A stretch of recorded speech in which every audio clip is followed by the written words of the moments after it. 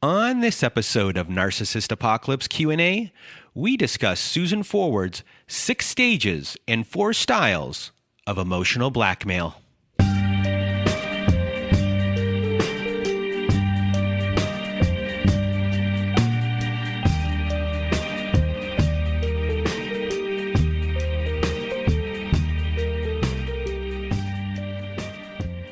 Welcome to Narcissist Apocalypse Q&A, everyone. I am Brandon Chadwick, and today we are going to discuss emotional blackmail. We're going to discuss the book Emotional Blackmail by Susan Forward with Donna, Frazier.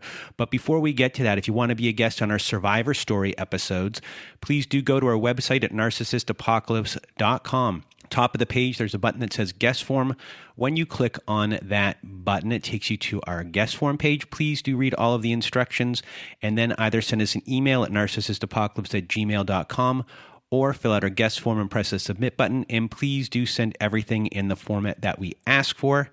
That is on our website there. So a couple weeks ago, we did an episode about Lundy Bancroft's 9 to 10 types of abusers. And people really liked that episode. A lot of people hadn't read the book, and I always implore people to read that book, which is Why Does He Do That by Lundy Bancroft. So today I thought I would go over another fantastic book to help people make a little bit more sense of who they are dealing with. And that book is called Emotional Blackmail. It's by Susan Forward with Donna, Frazier. And if you have not read this book, I also, like the last time, I implore you to go and buy this book and read this book. So what is emotional blackmail? Emotional blackmail describes a style of manipulation where someone uses your feelings as a way to control your behavior or persuade you to see things their way. And before we get into the stages and styles of emotional blackmail, let's just go into the tools of the trade. And if you've done a lot of research into narcissistic abuse, into emotional abuse, physical abuse, any type of abuse, you would have most likely heard of something called the FOG, which is fear, obligation, and guilt. And this was also first coined by Susan Forward and Donna Frazier. And this describes the feelings that a person often has when in a relationship with someone who is an emotional blackmailer. And it is the triad of emotional abuse. These feelings can cause an overwhelming amount of self-doubt in you, anxiety, unhappiness, and survivors are taught to believe that nothing they do is good enough, that they are inherently bad, and that standing up for yourself will be met with hostility. So the fear, obligation, and guilt tears down your healthy boundaries and it undermines your self-worth. It also lands you in situations where you're constantly having to do stuff that you don't want to do, taking on an unfair burden of the emotional issues of other people. And step 1 of this process is fear, and this is where the abuser wants their victims to be afraid of what will happen if they don't comply with their demands or desires. So there's the fear of abandonment. So an abuser will invest a lot of time and effort into isolating their victim. They try to destroy the support system, your support network, to make you dependent on them. And this is when dependency is really created. There's fear of retaliation. So an abuser might threaten to hurt the victim or their loved ones if they don't comply with their demands. This is a very effective form of control in this stage, in the fear aspect of things. And they want you to know that they're capable of carrying out those threats.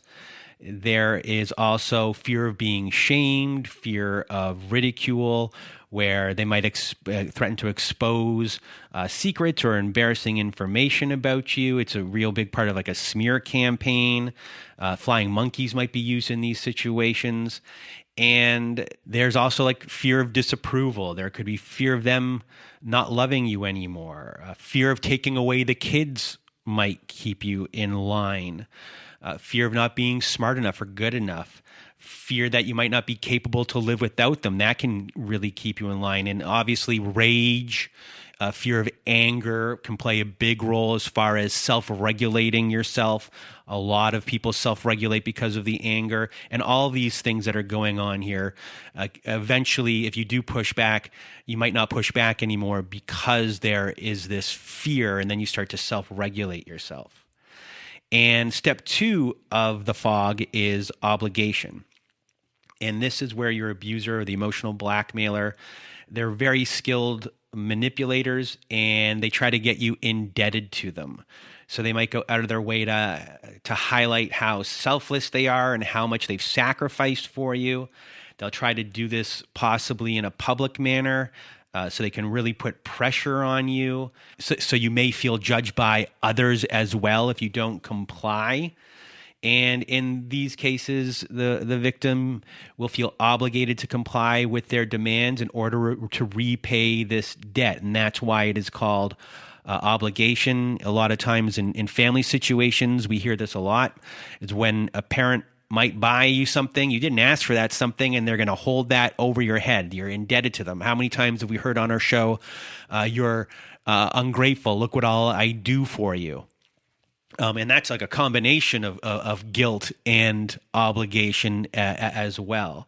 And now coming into guilt here in step 3 of everything, this is where you're made to feel guilty for not complying with their demands and desires. This is a stage where everything really comes full circle, and they really won't stop at anything at this point, with the use of gaslighting, anything that they can use to make you to comply to what they want, their demand or their desire, and you're left scared, obligated, feeling guilty. The fog can produce a sense of dread and hopelessness, and it can make you do and say things that you're uncomfortable with. And we've heard a lot of times, people stay in their abusive marriages for a very long time. Their abusive relationships for a very long time are involved in family dynamics that are very unhealthy for a very long time. And the 3 biggest things that we hear when it comes to fear, obligation, and guilt, if there was 3 words we could always hear, it's hopelessness, helplessness, and powerlessness. And that is what those tools are doing. They're taking away your hope, they're taking away your help because you're getting isolated, and they're taking away your power. And that power is not just physical, it's your voice as well. And before we move on to the 6 stages of emotional blackmail, I almost forgot to give you some examples of fear, obligation, and guilt, of things that you might hear your partner say. And these are things like, if I ever see another man look at you, I will kill him. If you ever stop loving me, I will kill myself. How can you say you love me and still be friends with them? You've ruined my life. If you don't take care of me, I'll wind up in the hospital or on the street or unable to work. You'll never see your kids again. I'll make you suffer. And another thing like, I can't make it without you. So these were just some examples of fear, obligation, and guilt. And now we're going to move on to the 6 stages of emotional blackmail. So there are 6 stages of emotional blackmail, according to Susan Forward.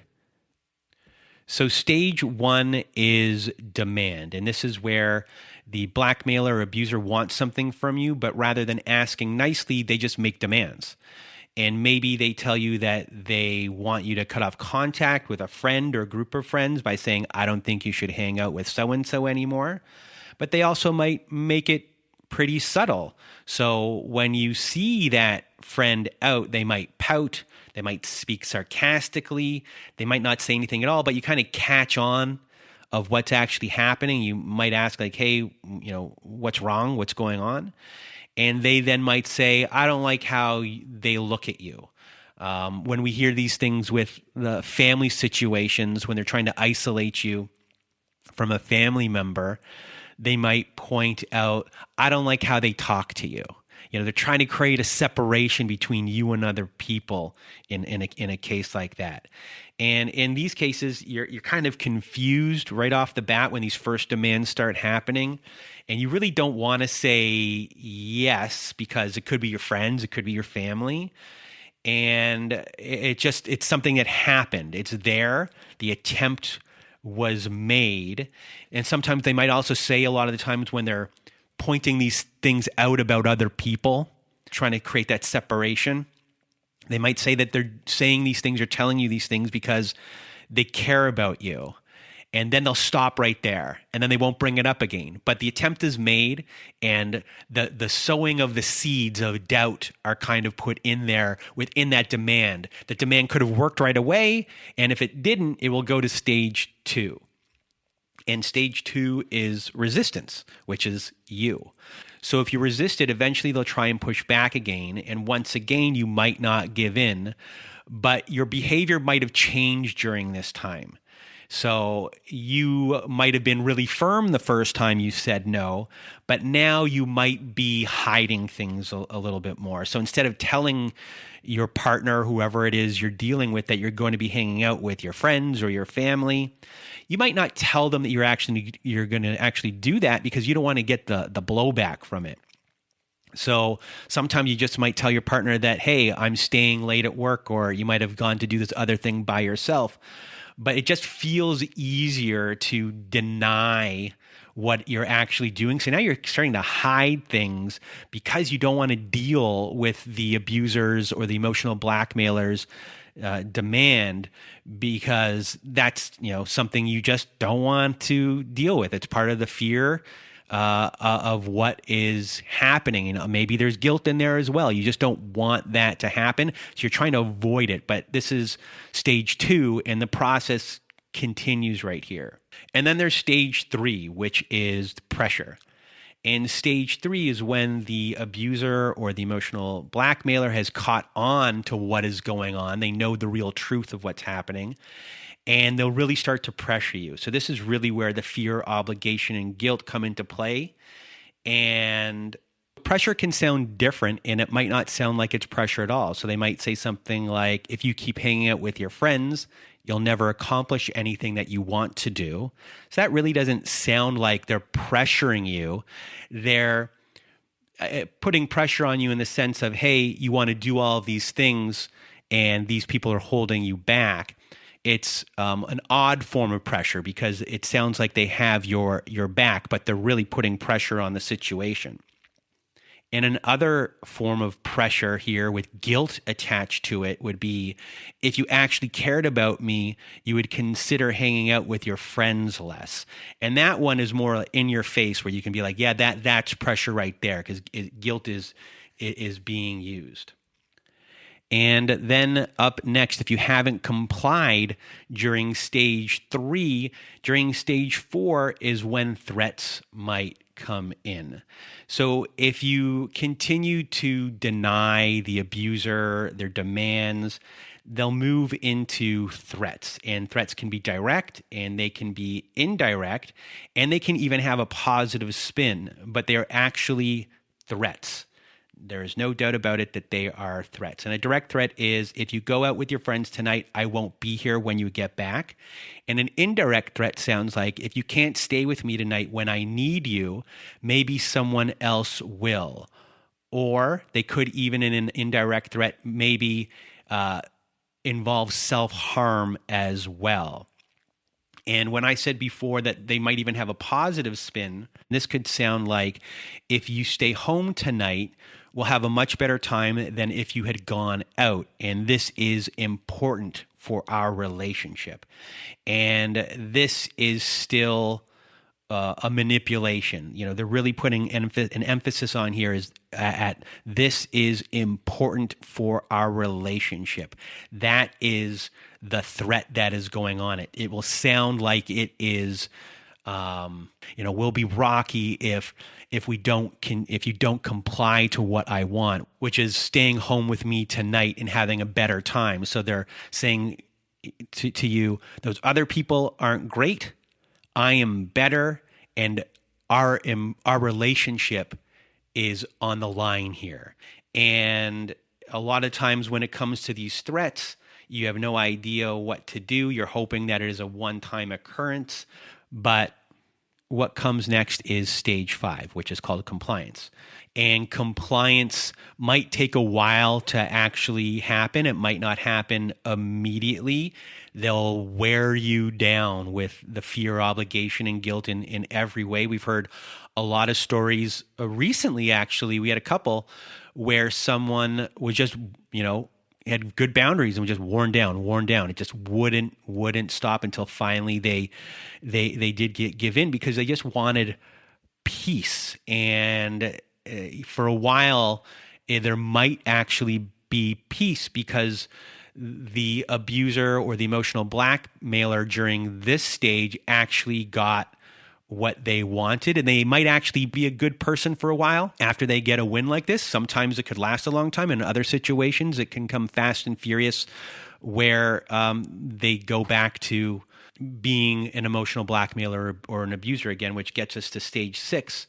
And stage 6 is repetition. And at this point, they can see the emotional abuser, the emotional blackmailer sees that this process has worked, this 5-step process, which has now gone into stage 6, which is repetition. They know it's actually worked for them to actually, once again, start this process up over something else when they want to or when they see fit. And over time, what this actually teaches you as the victim of abuse and emotional blackmail is that it's easier to comply than to face these pressures and these threats all the time. And over time, you might see your love as being conditional and something that they will withhold until you agree with them. And when you're in these relationships and there's the addiction that could have been formed a long time ago, you really just want that love or that safety, the shared future back. You want all these things that they were giving you that they took away. And, this whole entire process begins this push and pull on that and this cycle. And that's how this process works. So now that we have discussed the fear, obligation, and guilt, and we've discussed the stages of emotional blackmail, let's now talk about the 4 main styles of emotional blackmail. And the first one is called the punisher. So someone using punishment tactics will say what they want, and they will tell you what will happen if you don't comply. This often means direct threats, but punishers also use aggression, anger, or the silent treatment to manipulate you. And active punishers will say things like, if you go back to work, I'll leave you. If you don't take over the family business, I'll cut you out of my will. If you try to divorce me, you'll never see your kids again. These statements are strong. These statements are scary. And they work because they give you a picture of what will happen if you do not give in to the aggressiveness of what is being said. They're showing you that they're going to make your life miserable. We hear this a lot, especially when it gets to the divorce stages of our survivor story shows. They're going to tell you what's going to happen to you when you're going to divorce. That your kids are going to be taken away. That they're going to take you for all of the money that you have or you don't even have at the time. That they're going to leave you penniless. And with punishers, they're constantly just making these threats. So with them, you are living in fear, and because it only takes one time for a punisher to follow through with something that fear can not just be a fear anymore, it can be a known result. So at that point, they might never have to give you a known result anymore because just the fear that they've instilled in you from their aggression, from being a punisher, has really been done. And next up, we have the self-punisher as a style. And this type of emotional blackmail also involves threats. But instead of threatening you, the self-punisher will explain how when you are resisting them and not complying, how you actually hurt them. So an example that Susan Forward gives is it's saying, we've all met this little 6-year-old terror who signals a tantrum by announcing loudly, if you don't let me stay up and watch videos, I'll hold my breath until I turn blue. And she says that adult punishers are just more sophisticated than this, but it's still the same principle. So they'll say things, don't argue with me, or I'll get sick, or I'll get depressed, make me happy, or I'll quit my job. If you don't do X, I'll stop eating, I'll stop sleeping, I'll start drinking or taking drugs, I'll ruin my life. If you leave me, I'll kill myself. These are the threats of a self-punisher, and we've heard it on our show before, where they really want you to caretake them in this way, that their life will fall apart if you're not there. And they've really put you into the role here a self-punisher has as the adult in the situation, and that they're kind of a child. And they've made it that you are the competent one in this relationship, and you are the only one that can save them from themselves. They want you to be their rescuer. And up next is the sufferer. And they operate from the position that any negative experience that they might be having, if it's feeling sick, if it's being lonely, depressed, or unlucky, that it can easily be fixed if you give them what they want. And that can be if it's your parent or your spouse, can you please call and text me more often? And this can also be, I need more money or financial assistance. They're preoccupied with how awful they feel, and often they'll interpret your inability to read their mind as proof that you don't care enough about them. And if you really love them, you'd be able to figure out what's bothering them without a single verbal clue. Some will be verbal. It might take coaxing to get there, but for a big part of it, this will be nonverbal, and you'll just see them walking around sad, walking around dejected. They might have frowns on their face. They might be sighing a lot. They might have tears. They might be moping. And they might look like they're just in a general discomfort. And you might be asking questions, and they're not going to answer those questions a lot of the time.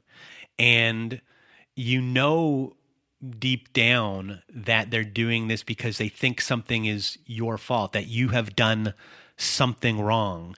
It's like giving a silent treatment for something you don't know why you're getting the silent treatment. Eventually they'll lay it on you that everything is your fault, and they might not be thriving because of you, and you need to give them a break and help them with what is going on.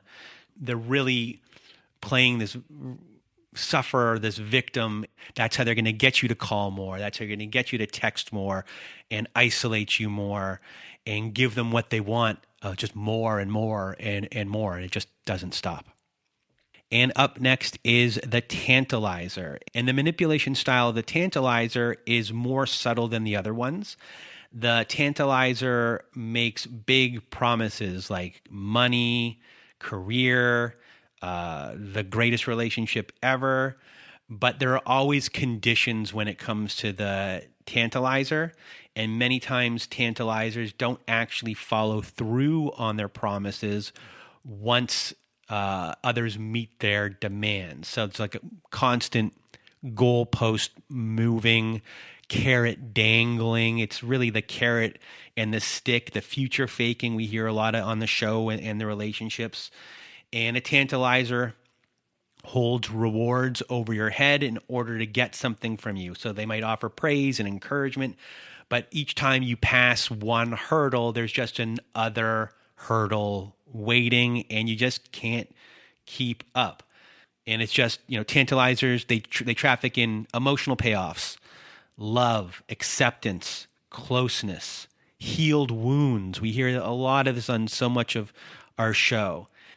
And a lot of the times they're really creating fantasies, and people want that fantasy to be real. It's what they were sold when they got into these relationships to to begin with. And they create that addiction and that fantasy. And with that carrot dangling, it's really hard to get out of. And eventually you want that to be real, and you start giving in to whatever the tantalizer wants.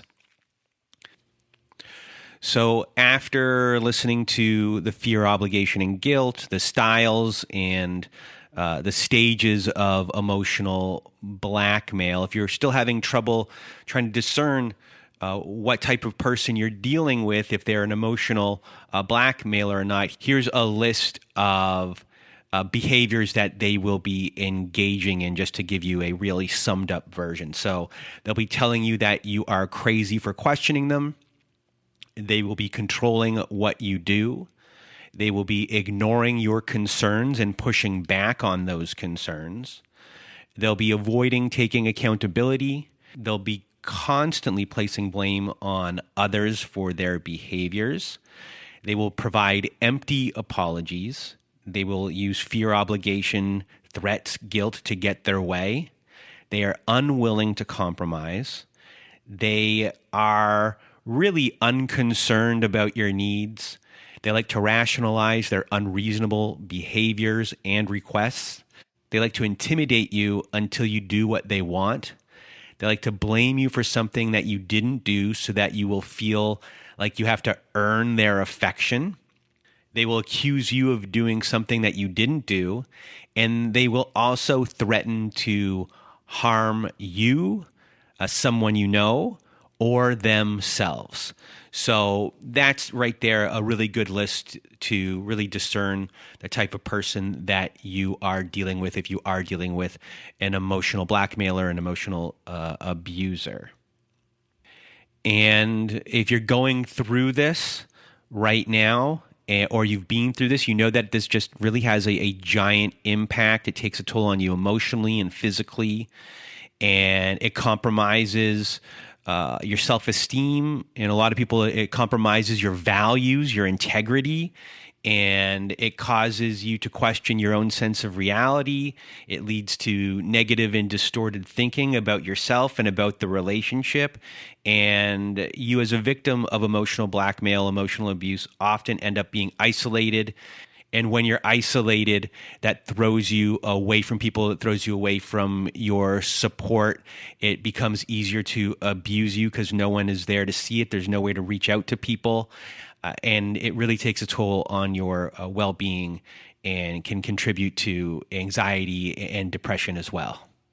So this is, what I think is really important for you to hear. If you haven't read Susan Forward's book, Emotional Blackmail, and please, if you have not read this book, pick this book up. We'll have the link in our show notes. It's a fantastic book. This is only a tiny sliver of this book. You will learn so much. I hope that you learned a lot today. I've been wanting to do more episodes like this, and just so you can really identify who you're dealing with and identify how they're doing the things that they're doing, so you'll feel a little bit less shame or guilt for staying, and how everything works and how you're manipulated.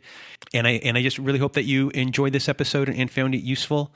If you have episode ideas that you want us to do, please do send them in. I'll try and get those experts on for the specific topics that you want to know more about. And also, if you want to be a guest on our show, our Survivor Story show, please do go to our website at narcissistapocalypse.com. Top of the page, there's a button that says Guest Form. When you click on that button, it takes you to our Guest Form page. And there's all these instructions there. So please then email us at narcissistapocalypse@gmail.com, or fill out our guest form and press the submit button. And also at our website, we have our very own support group. It's our very own safe social network. So if you click at the top of the page, support group, it'll take you to that network. There we have Zoom meetings every Wednesday night, every Thursday afternoons, and every Saturday night as well. We have forum boards for you to post and for fellow survivors to validate your experience and help you and guide you along the way. We have episodes that never made it to air. We have episodes that are ad-free on there as well. And also, if you need even more support, please do go visit our friends at domesticshelters.org. So if you or someone you know are experiencing abuse, please do go to domesticshelters.org because they have articles and resources that can help you make sense of what you are going through, what you're dealing with. They have every email, website address, and phone number of every shelter and every domestic violence agency. No matter how big or small your town is, it is all there at domesticshelters.org. It is a wonderful organization with wonderful people.